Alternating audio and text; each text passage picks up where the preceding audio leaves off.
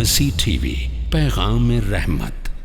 الکبائر الاشراک باللہ وعقوق الوالدین وقتل النفس۔ کبائر یعنی وہ گناہ، وہ جرائم، وہ گناہ جس کو اللہ تبارک و تعالی معاف نہیں فرماتا ہے، ان میں الاشراک باللہ، اللہ کی ذات کے ساتھ شرک کرنا اور والدین کی نافرمانی کرنا اور کسی جان کا قتل کرنا، یہ گویا اکبر الکبائر میں ہے۔ تو ہمیں اور آپ کو چاہیے کہ قتل اتنا معمولی نہیں ہے کہ آپ معمولی باتوں پر جو ہے مادہ پرستی کا شکار ہو کر چند گز زمین کے لیے، چند رشتوں کے لیے آپ جو ہے ایک دوسرے کے قاتل بن جائیں اور ایک دوسرے کا قتل کرنا گویا نتیجے میں اپنے آپ کو جہنم کے حوالے کر دینا ہے۔ وَمَن يَقْتُلْ مُؤْمِنًا مُتَعَمِّدًا فَجَزَاؤُهُ جَهَنَّمُ خَالِدًا فِيهَا وَغَضِبَ اللَّهُ عَلَيْهِ وَلَعَنَهُ وَأَعَدَّ لَهُ عَذَابًا عَظِيمًا۔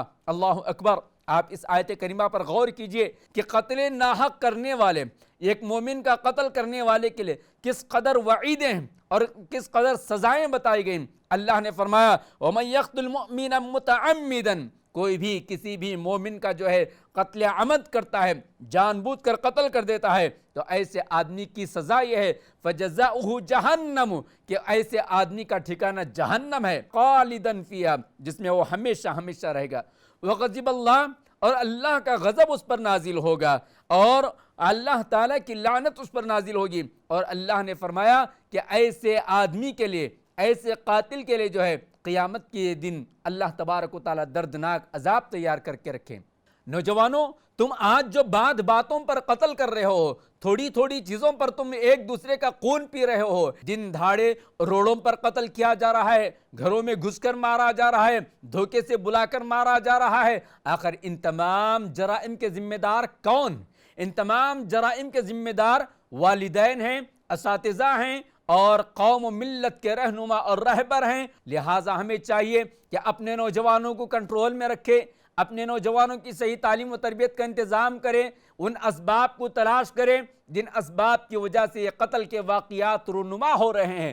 قتل در حقیقت ایک سنگین جرم ہے اور یہ قتل اگر بڑھتا ہوا چلا جائے گا تو انسانیت کے اندر سے ڈر اور خوف کا ماحول ایک جانب ختم ہو جائے گا، تو دوسری جانب مظلوم انسانیت جو ہے قتل کے سائے میں زندگی گزارتے رہے گی، جبکہ انسانیت کے لیے امن و سلامتی کی زندگی ضروری ہے۔ لہٰذا قاتل کو بھی چاہیے کہ وہ خوف کی زندگی میں نہ رہیں، اور مقتول کو بھی چاہیے اور اس کے اہل خانہ کو بھی چاہیے کہ خوف کی زندگی سے باہر آنے کے لیے ان اسباب کو، ان ریزنز کو تلاش کرے اور ختم کرے۔ اور علاج یہی ہے کہ ہم اپنی اولاد کی نیک اور دینی ماحول میں تعلیم و تربیت کریں، ان کے دوستوں کے ماحول کو چیک کریں، اور کیونکہ دوستوں کے اثرات انسانی زندگی پر ہوتے ہیں، اس سے بچائیں۔ اور اس کے ساتھ ساتھ آج کا نوجوان بہت جلد غصے کا شکار ہو جاتا ہے، جبکہ پیارے نبی علیہ السلام نے فرمایا کہ مومن کو غصہ بہت دیر سے آتا ہے اور بہت جلد چلا جاتا ہے، لیکن ہم دیکھ رہے ہیں کہ نوجوان بہت جلد غصے کا شکار ہو رہا ہے اور نتیجے میں وہ خون اور خرابے کا شکار ہو جا رہا ہے۔ لہٰذا ہم سب کو چاہیے کہ ان اسباب کو تلاش کرتے ہوئے ختم کریں، اور بطور علاج جن اعمال کو ہمیں اور آپ کو بجا لانا ہے ان کو ہم بروئے کار لائیں۔ اللہ سبحانہ و تعالیٰ سے دعا ہے کہ اللہ تبارک و تعالیٰ ہم سب کو ایک دوسرے کے جانوں کا محافظ بنائے، ہم سب کو انسانیت کا ادب اور احترام اپنے دل کے اندر پیدا کرنے کی توفیق عطا فرمائے۔ اللہ تبارک و تعالیٰ انسانیت کے تئیں ہمارے دلوں میں ہمدردی، غمخواری، محبت، الفت، اخوت، بھائی چارگی، مودت پیدا فرمائے۔ اللہ تعالی ہم سب کو نیک بنائے، آمین۔ وصلی اللہ علی النبی الکریم، والسلام علیکم ورحمۃ اللہ وبرکاتہ۔ مرسی ٹی وی کے مزید ویڈیوز کے لیے ہمارے چینل کو سبسکرائب کریں اور بیل آئیکن کو کلک کرنا نہ بھولیں۔ جزاک اللہ خیر۔